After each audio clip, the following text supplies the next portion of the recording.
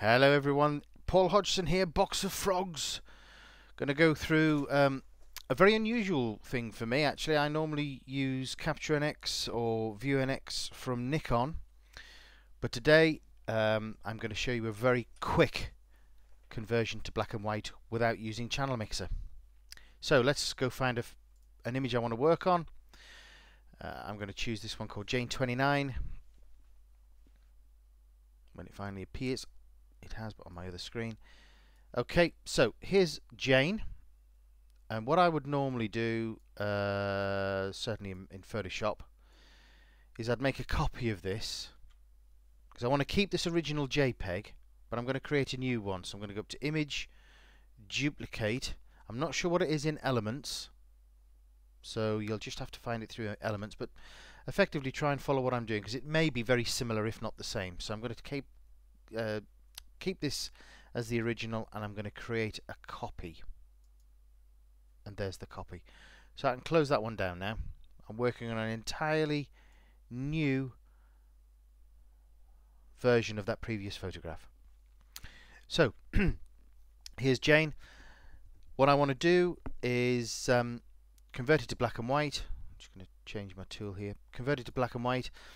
But for that, what I need to be able to do is to have my color palette. Can you see over here? Follow my mouse about a third of the way up on the left hand side, and that's my color palette. Foreground color currently is grey, background color is white. If I click the letter D to go back to the default, nothing else, just the letter D, I can default between to revert it back to the preset colors, reset colors of black and white. And in fact, how it's put it together there, which is black forefront, white background, is exactly how I want it to be. If, however, it was white in the foreground and black in the background, I've got a couple of options. One, I can click these arrows once to revert it to the opposite, or I can simply hit the X key, as I'm doing now, to do the same thing. So anyway, black foreground, white background. Follow my mouse, follow my mouse, follow my mouse. Over to my layers palette. Come down to this circle, half white, half black. Click it once. Come up to gradient map. Click it once. And there we have a very nicely toned black and white. Now, you can obviously go further than this. Initially, that's what this tutorial was only showing you, was how to make that as quickly, make a black and white toned image as quick as possible.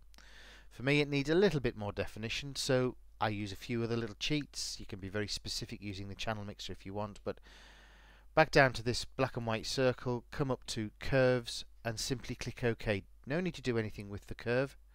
I mean, you can do, of course you can, but I'm just going to show you very quickly. I'm trying to honk through this video as quickly as possible. So we've got the first layer, so that's our black and white layer. This is a layer that has nothing affecting the image at the moment. See, absolutely nothing at all.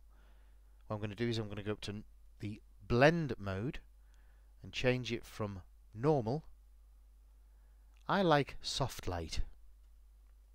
As you can see, it's creating a lot more contrast. We click on this eyeball once, it switches it off, switch it back on again.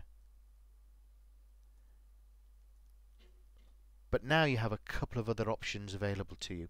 One, you can play with the strength of that particular layer. It needs to be highlighted, as you can see here, in blue. As soon as I move the blue to a different layer, it's actually that layer that's now that I can alter in terms of opacity or further adjust in terms of layer blend mode. But I'm going to go back to where it says curves, and you can either click that right facing arrow and use the little slidey thing over here, or you can just come over to the where it says opacity, and by clicking once and holding once with my left mouse key, I can move left and right and reduce the effect of that soft light layer.